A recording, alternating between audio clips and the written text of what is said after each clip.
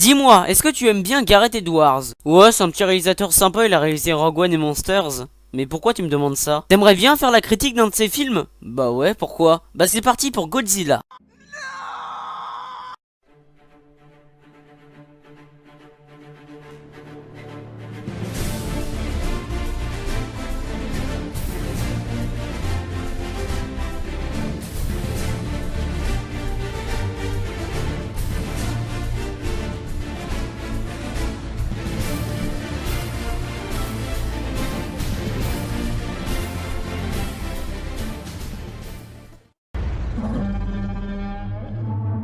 Bonjour à toutes et à tous, c'est Monsieur Phil et aujourd'hui on va parler de Godzilla sorti en 2014. Vous voulez savoir comment je trouve le film?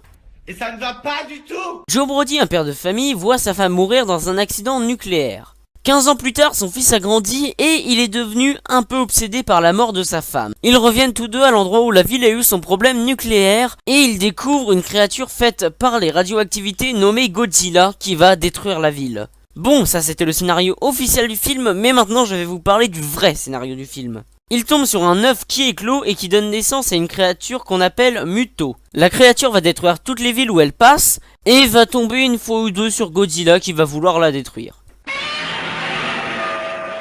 Est-ce que vous avez déjà vu écrit sur l'affiche Muto vs Godzilla, Godzilla le figurant ou Godzilla sauveur malgré lui? Non, parce que c'était censé être un film juste avec Godzilla. Comme vous avez pu le remarquer, le scénario n'est pas le point fort du film. Bon, les acteurs sont corrects, les effets spéciaux sont magnifiques pour le peu qu'on voit à l'écran, et le design de Godzilla est très bon se rapprochant du premier film de 1954. Et c'est un film de Gareth Edwards, les effets de gigantisme sont très bien gérés tout comme dans Rogue One. Et le film nous montre souvent de belles scènes de baston.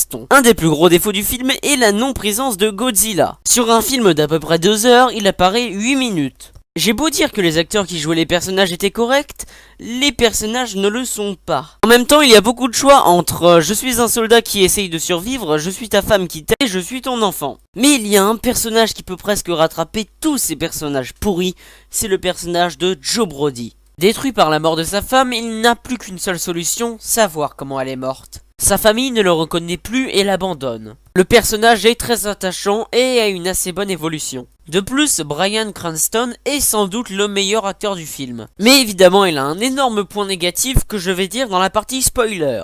L'apparence du Muto n'est pas super créative. Et avec sa police, les effets spéciaux ne sont pas agréables à regarder en attendant l'arrivée de Godzilla. Et ça, c'est surtout de la faute de l'apparence, pas des effets spéciaux. Et à la 56e minute du film, Godzilla apparaît enfin. Et Godzilla, il est trop beau, son cri, il est super bien. Oh, j'ai hâte de voir la baston entre les... Une ellipse? Oui, le film fait vraiment ça. On attendait Godzilla depuis plus de la moitié du film. On le voit, il est super classe. Et une ellipse, et on le revoit à la fin.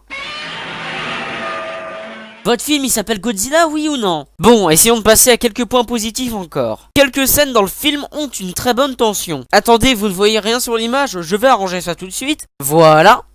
Ce qui emmène à un autre défaut, le film est beaucoup trop sombre lors de ses scènes d'action. Bon, ça ne m'énerve pas trop, mais je peux comprendre que certains peuvent trouver ça énervant. Bon, en parlant des combats, le combat de fin est très bien réussi. Et il y a du suspense dans le film, qui n'est pas réussi. Tiens, et si on passait enfin à l'instant spoiler?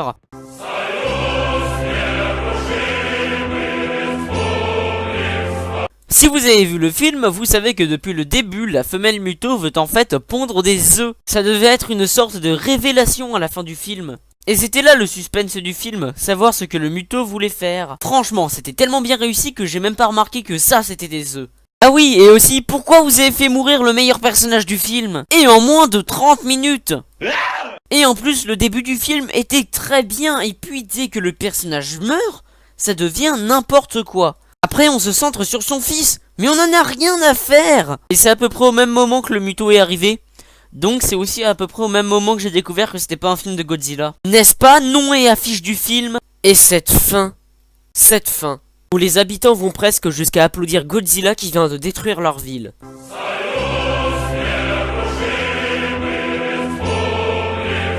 Ah oui, j'ai oublié d'en parler, mais la musique du film est bonne.